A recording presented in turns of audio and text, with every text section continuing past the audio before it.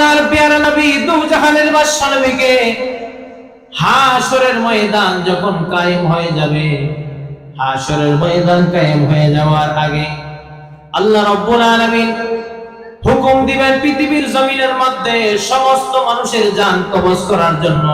পৃথিবীর জমিনে যে সমস্ত নেককার বান্দা বান্দি আছে সবার জান কবজ করা হবে। সবার জান যখন কবজ করা হবে, সমস্ত বদকারদের জান কবজ করা হবে কঠিন থেকে কঠিনতম অবস্থায়। আল্লাহ রাব্বুল আলামিন পৃথিবীর সবার জান যখন কবজ করা শেষ হয়ে যাবে, ডাক দিয়ে বলবেন, এ মালাকুল মাউত আজরাইল আলাইহিস সালাতু ওয়াস সালাম, আর কে বাকি আছেন? ডাক দিয়ে বলবে, আমরা চারজন ফেরেশতা, হযরতে জিবরাইল, হযরতে মিকাইল, হযরতে ইসরাফিল, হযরতে আজরাইল, চারজন ফেরেশতা বাকি আছে। হযরতে জিবরাইল আলাইহিস সালাতু ওয়াস সালামের কথা রব্বুল আলামিন বলবেন, যাও জিবরাইলের জান কবজ করো। জিবরাইলের জান যখন কবজ করা হবে, কিতাবের মধ্যে আসছে জিবরাইল এমন বিকট জোরে একটা চিৎকার দিবে, পৃথিবীর জমিনের মানুষ এই চিৎকার যদি শুনতো তাহলে কান ফেটে রক্ত বাহির হয়ে দুনিয়ার জমিন থেকে বিদায় হয়ে যাইত।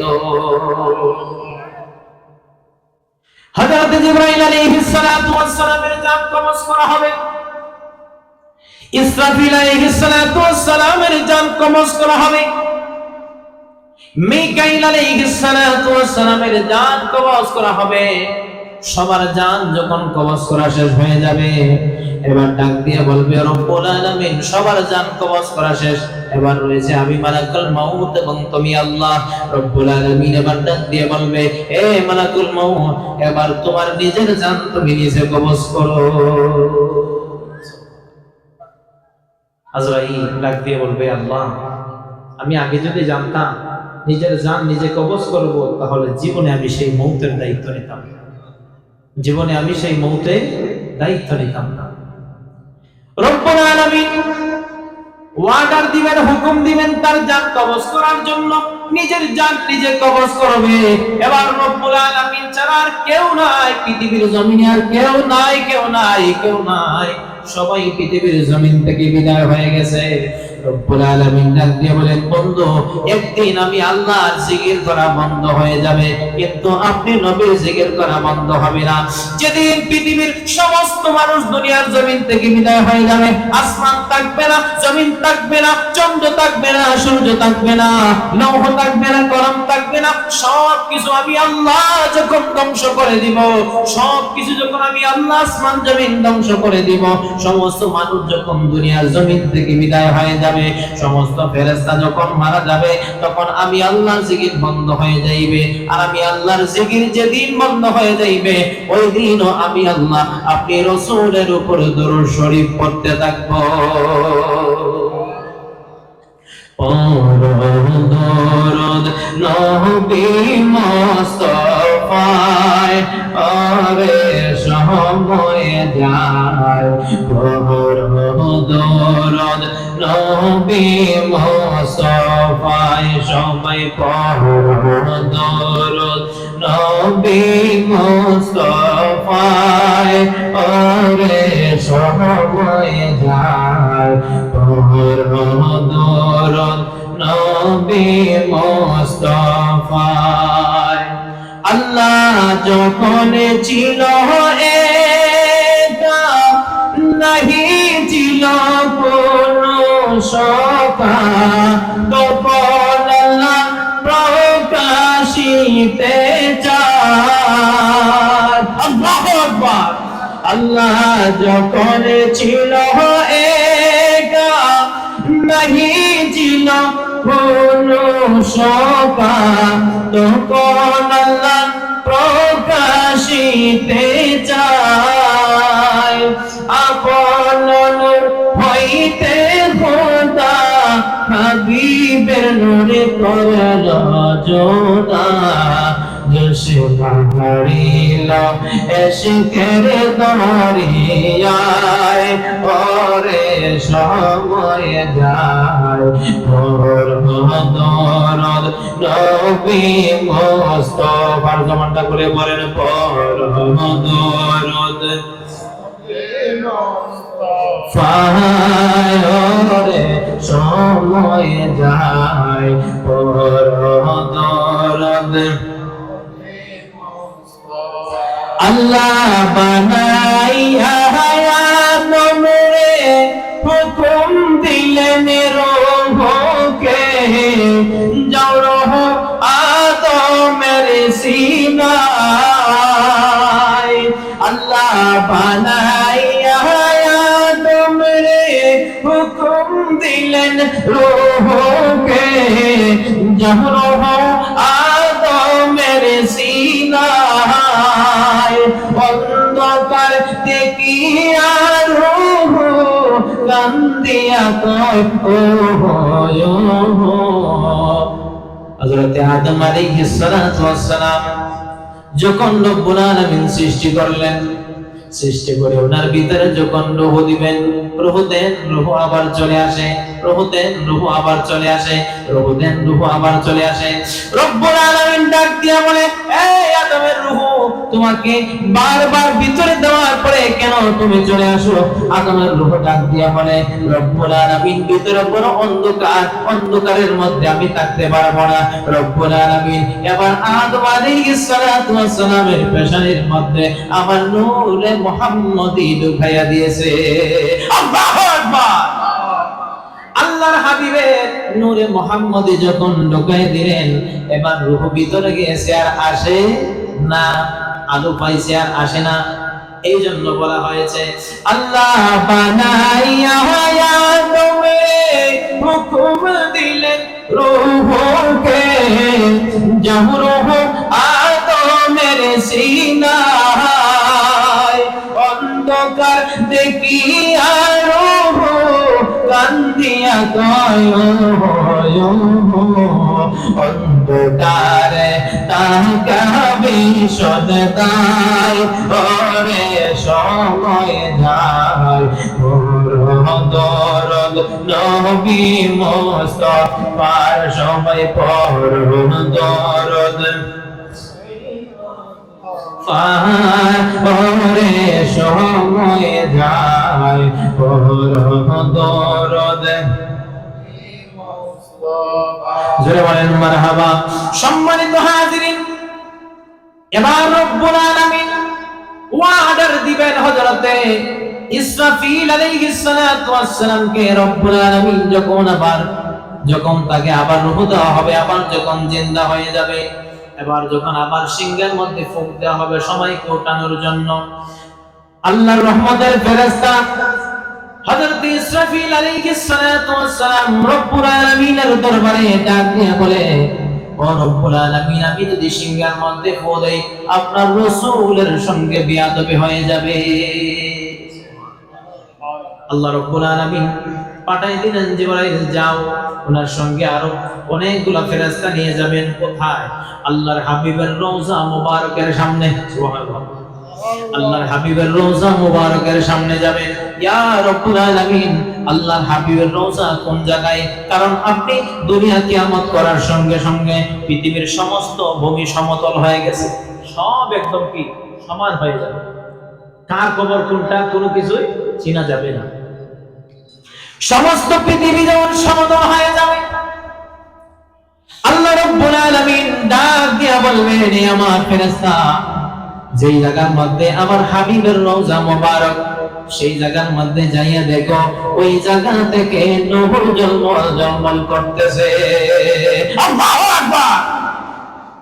ওই জায়গার মধ্যে নূর ঝলমল করতেছে। আমার রাসূলের রওজা মুবারকের সামনে গিয়া আল্লাহর হাবিবকে রওজা মুবারক থেকে উঠানো হবে। রওজা মুবারক থেকে উঠাইয়া বলা হবে, ইয়া রাসূলুল্লাহ, ইয়া হাবিবাল্লাহ, নবী গো, আপনি নবী বিয়াদবি হয়ে যাবে, এই জন্য আপনাকে আগে উঠাইলাম। নবী উঠিয়া দেখতেছেন কোনো মানুষ নাই। আমার নবী কান্না শুরু করে দিবেন, ও রব্বুল আলামিন, কিয়ামত কি কায়েম হয়ে গেছে, আমার গুনাহগার উম্মত কি জাহান্নামে চলে গেছে, হায় হায় বিচার কার্য কি শেষ হয়ে গেছে। রব্বুল আলামিন ডাক দিয়ে বলবেন, ও বন্ধু, কান্না করিয়েন না, কান্না করিয়েন না, এখনো পর্যন্ত কেউ হাসরের ময়দানে উঠে নাই, আপনি নবীকে আমি আল্লাহ সবার আগে উঠাইছি। আল্লাহর পেয়ারা নবীকে বলা হবে, ইয়া রাসূলুল্লাহ, ইয়া হাবিবাল্লাহ, সমস্ত নবীগণ তাদের রওজা শরীফ থেকে উঠেছেন, কিন্তু কোন উম্মত তাদের কবর থেকে উঠতে পারতেছে না। কেন? আপনার উম্মত হযরতে আবু বকর, হযরতে উমর, এই দুইজন উম্মত যদি রওজা শরীফ থেকে না উঠে, তাহলে কোন নবীর উম্মত কবর থেকে উঠতে পারবে না। ইয়া রাসূলুল্লাহ, আপনি হুকুম দিন, ইয়া রাসূলুল্লাহ, আপনি হুকুম দিন আপনার দুই উম্মতকে ওঠানোর জন্য। এবার হযরতে উমর, হযরতে আবু বকর দুইজনকে যখন কবর থেকে উঠানো হবে, এই দুইজনকে কবর থেকে উঠানোর সঙ্গে সঙ্গে সমস্ত মানুষ উঠে দাঁড়িয়ে যাইবে। এবার রাসূল তাকাই দেখবেন, কিছু কিছু নবী 5 জন উম্মত নিয়ে দাঁড়ায় গেছে, কোন কোন নবী 100 জন, কোন নবী 500 জন উম্মত নিয়ে দাঁড়ায় গেছে। আবার তাকায় দেখবেন একজন নবী 6 লক্ষ উম্মত নিয়ে দাঁড়ায় গেছে। আল্লাহ রাসূল কান্না শুরু করে দিলেন, আমার উম্মত কোথায়, আমার উম্মত কোথায়?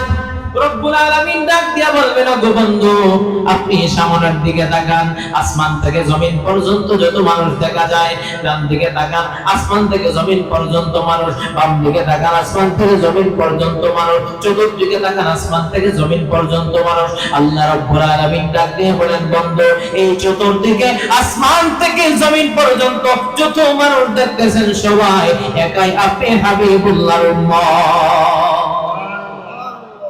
ইয়া রাসূলুল্লাহ, ইয়া হাবিবাল্লাহ, এবার সময় আপনি নবীর উম্মত। এবার যখন বিচার কার্য শুরু হয়ে যাবে, আল্লাহ রাব্বুল আলামিন বিচার কার্য যখন শুরু করে দিবেন, আল্লাহর হাবিবকে একটা স্থান দেওয়া হবে, উঁচু স্থানটার নাম হচ্ছে মাকামে মাহমুদ। আল্লাহর হাবিব মাকামে মাহমুদের মধ্যে যাইয়া সিজদার মধ্যে পড়ে যাইবেন। সিজদার মধ্যে পড়ে যাওয়ার পরে ইয়া রাব্বি হাবলি উম্মতি উম্মতি বলে আল্লাহর হাবিব কাঁদতে থাকবেন।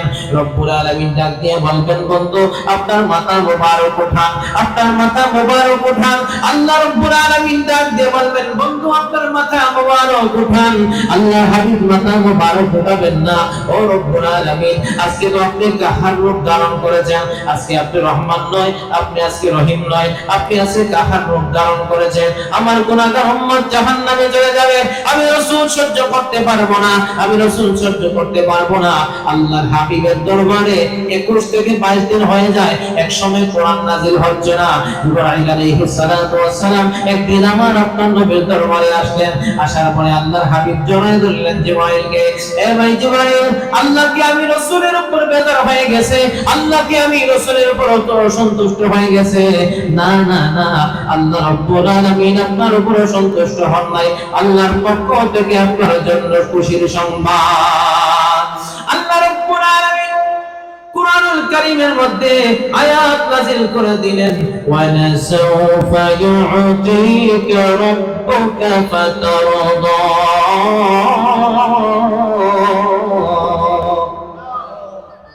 আল্লাহ রাব্বুল আলামিন পবিত্র কুরআনুল কারীমের মধ্যে আয়াত নাযিল করে দিলেন, ওগো বন্ধু, আমি আল্লাহ আপনাকে অচিরে এমন কিছু দান করব যা পেয়ে আপনি রাসূল সন্তুষ্ট হয়ে যাবেন।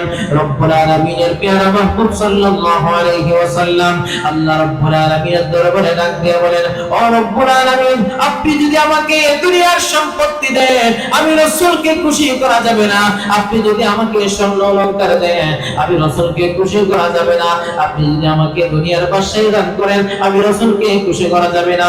ও রব্বুল আলামিন, যতক্ষণ পর্যন্ত সরিষা দ্বারা ঈমান নিয়ে আমার একটা উম্মত জাহান্নামের মধ্যে থাকবে, ততক্ষণ পর্যন্ত আমি রাসূল সন্তুষ্ট হব না। আল্লাহু আকবার। ততক্ষণ পর্যন্ত আমি রাসূল সন্তুষ্ট হব না। এবার হাশরের ময়দানে আল্লাহর প্যারা নবী, দুই জাহানের বাদশা নবী সিজদার মধ্যে পড়ে যাইবেন। রব্বুল আলামিন ডাক দিয়া বলবেন, বন্ধু, মাথা উঠান, আপনার গুনাহগার উম্মতের জন্য আমি আল্লাহ রহমান রহিম হয়ে গেলাম। এই উম্মতের জন্য কুরবান হয়েছেন নবীর দুইজন নাতি, হযরত ইমাম হাসান, হযরত ইমাম হুসাইন, দুইজন নাতি কুরবান হয়েছেন। একদিন হযরত মা ফাতিমাতুজ জোহরা রাদিয়াল্লাহু তাআলা আনহা দেখতেছেন আল্লাহর হাবিবকে কোথাও পাওয়া যাচ্ছে না, আল্লাহর হাবিবকে কোথাও পাওয়া যাচ্ছে না।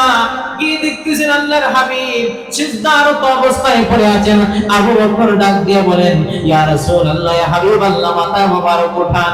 ওমর বলেন, নবীর সাহাবায়ে কেরাম সবাই বলতেছেন, ইয়া রাসূলুল্লাহ, আপনার মাথা মোবারক উঠান। হযরত আবু বকর ডাক দিয়ে বলেন, ইয়া রাসূলুল্লাহ, ইয়া হাবিবাল্লাহ, আমি আবু বকরের জীবনের যত সমস্ত আমল আপনি রাসূলের উম্মতের জন্য দান করে দিলাম। হযরতে ওমর রাদিয়াল্লাহু তাআলা আনহু বলেন, ইয়া রাসূলুল্লাহ, ইয়া হাবিবাল্লাহ, আপনার গুনাহগার উম্মতের জন্য আমার সমস্ত আমল আপনার গুনাহগার উম্মতের জন্য দান করে দিলাম। আল্লাহর হাবিব মাথা মুবারক উঠাইলা। হযরতে ওসমান ডাক দিয়া বলে, ইয়া রাসূলুল্লাহ, ইয়া হাবিবাল্লাহ, নবী গো, আপনার গুনাহগার উম্মতের জন্য আমার জীবনের সারা জীবনের আমল আপনার গুনাহগার উম্মতের জন্য দান করে দিলাম। আপনার মাথা মুবারক উঠান। আল্লাহর হাবিব মাথা মুবারক উঠাইলা। হযরত আলী রাদিয়াল্লাহু তাআলা আনহু ডাক দিয়া বলেন, ইয়া রাসূলুল্লাহ, ইয়া হাবিবাল্লাহ, নবী গো, আমার জীবনের সমস্ত আমল আপনার গুনাহগার উম্মতের জন্য দান করে দিলাম।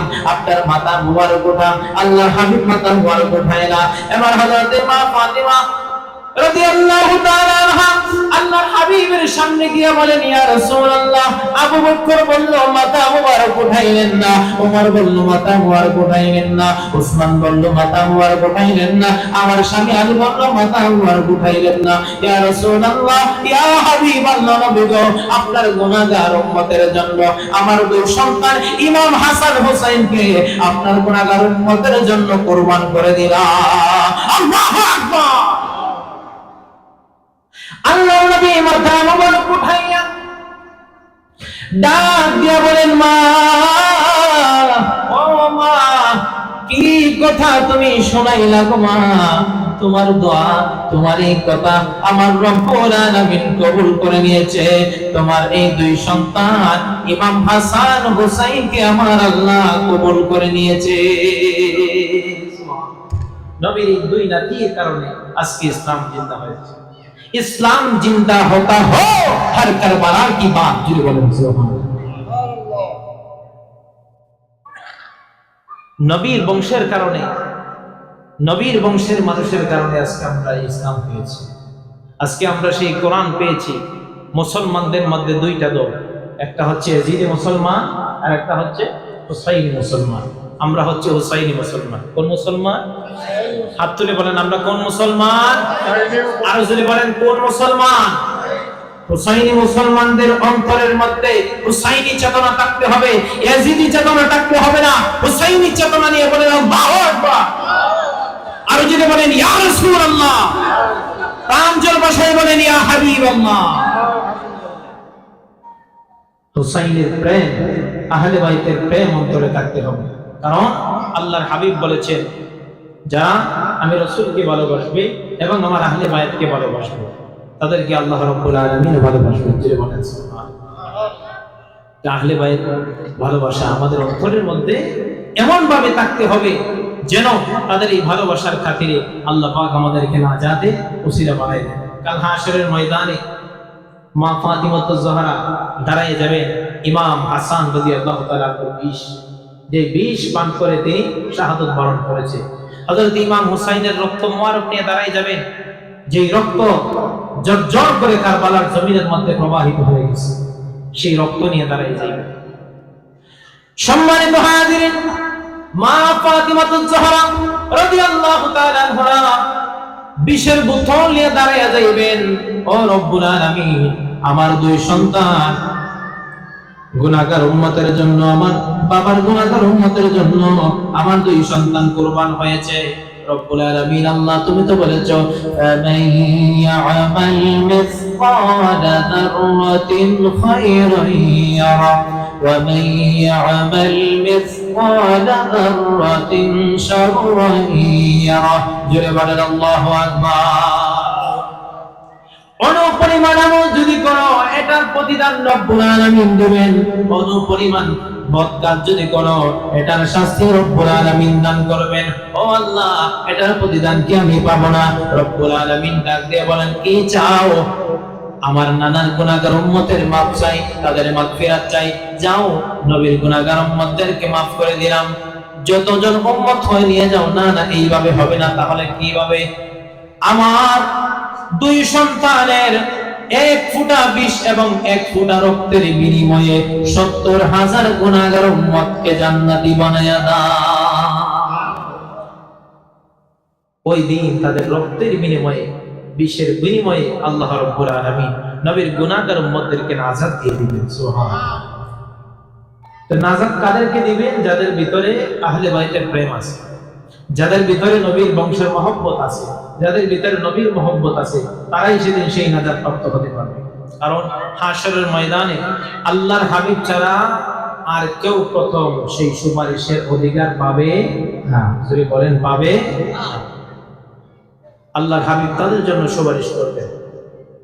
আর ওই সমস্ত মানুষ যারা আল্লাহর হাবিবের সঙ্গে গোস্তাকি করেছে, তারা এবং আল্লাহর হাবিবের মধ্যে একটা পর্দা পড়ে যাবে। হাশরের ময়দানে একটা পর্দা পড়ে যাবে। তারা আল্লাহর হাবিবকে দেখতে পারবে না, আল্লাহর হাবিবও তাদেরকে দেখতে পারবে না। আল্লাহর হাবিব ফেরেশতাদেরকে জিজ্ঞাসা করবেন, এই আল্লাহর ফেরেশতারা, তারা কারা? তারা এবং আমি রাসূলের মধ্যে কেন পর্দা পড়ে গেছে? ফেরেশতা ডাক দিয়ে বলবে, ইয়া রাসূলুল্লাহ, ইয়া হাবিবাল্লাহ, নবী গো, পৃথিবীর জমিনের মধ্যে থাকা অবস্থায় একদল উম্মত যারা আপনি রাসূলের সঙ্গে গোস্তাকি করেছে, আপনি রাসূলের সঙ্গে বেয়াদবি করেছে, আপনার আহলে বাইতের সঙ্গে বেয়াদবি করেছে, তাদের সঙ্গে আপনি রাসূলের মধ্যে পর্দা পড়ে গেছে, তারা আপনি রাসূলের সুপারিশ অর্জন করতে পারবে না। তাদেরকে রব্বুল আলামিন আপনি রাসূলের সুপারিশ থেকে চিরতরে বঞ্চিত করে দিয়েছে, সুপারিশ থেকে বঞ্চিত হয়ে যাবে।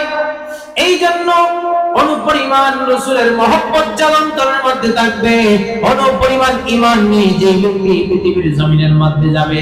আর একটা জিনিস মনে রাখবেন, এটা মনে করিয়েন না যে শুধু মহব্বত রাসূলের আমাদের অন্তরের মধ্যে আছে কিন্তু নামাজ পড়বো না, রোজা রাখবো না, এটা বললে হবে না। নামাজও পড়তে হবে, রোজাও রাখতে হবে। আল্লাহ রাসূলের আদর্শে, রাসূলের সাহাবায়ে কেরামের আদর্শে নামাজ আছে, রোজা আছে। কোন সাহাবী নামাজ বাদ দেয় নাই, কোন সাহাবী নামাজ বাদ দেয় নাই, কোন সাহাবী রোজা বাদ দেয় নাই। নামাজও পড়েছে, রোজাও রেখেছে, রাসূলের জন্য জান কুরবান করে দিয়েছে। যদি বলেন সুবহানাল্লাহ। রাসূলের সাহাবী থেকে আমরা যেটা শিক্ষা পাই, তারা নামাজও পড়েছেন, রোজাও রেখেছেন, জিহাদের ময়দানে জিহাদ করে জান দিয়ে দিয়েছে, তারপরেও তারা ইসলাম থেকে ফিরে আসে না।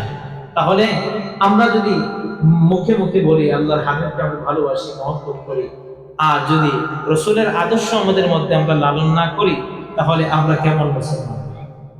রাসূলকে ভালোবাসতে হবে, রাসূলের আদর্শ অন্তরের মধ্যে লালন করতে হবে। সম্মানিত হাজিরিন, গভীর মনোযোগ।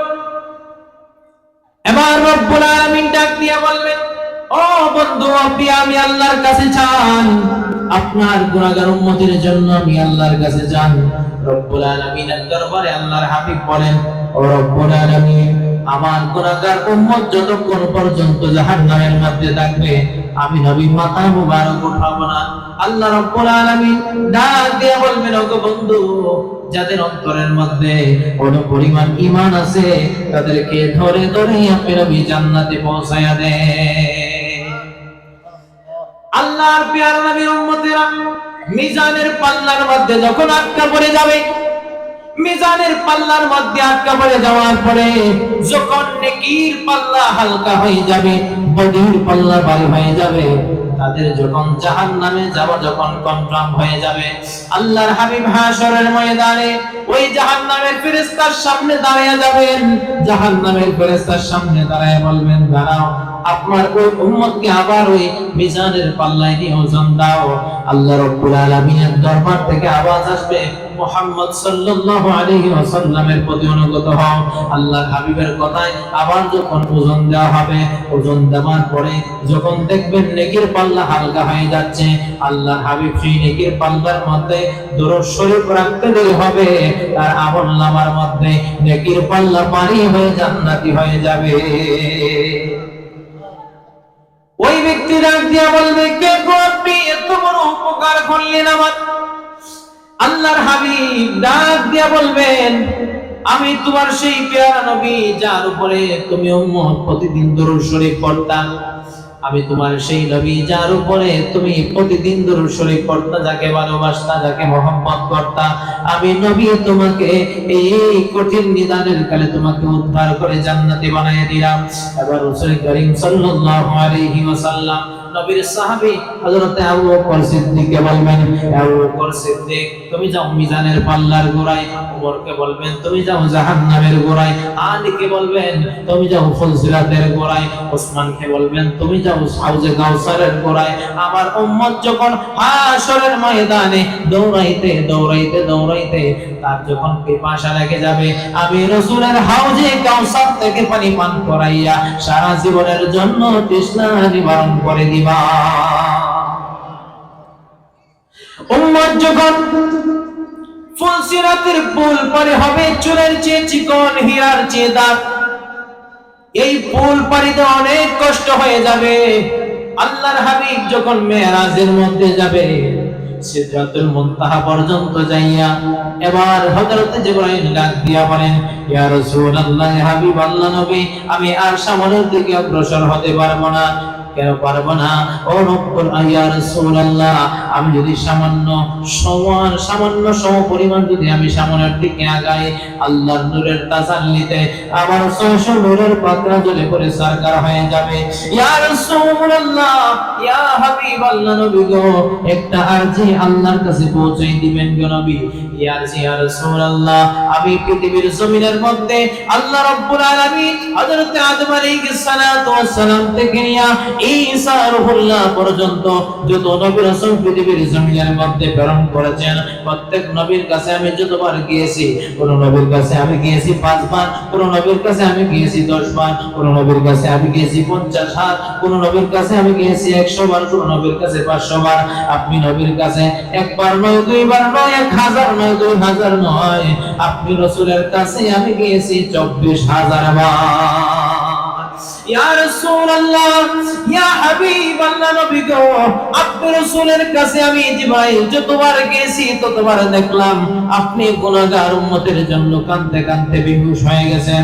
আপনি যত কান্না কাঁদতেছেন, এত কান্না কোন নবী তার উম্মতের জন্য কাঁদে নাই। ইয়া রাসূলুল্লাহ, ইয়া হাবিব আল্লাহ, আল্লাহর কাছে আজ জানাইবেন গো নবী, হাশরের ময়দানে ফুলসিরাতের পুল চুলের চেয়ে চিকন হবে, হীরার চেয়ে দার হবে, আপনার গুনাহগার উম্মত সহজে পার হতে পারবে না।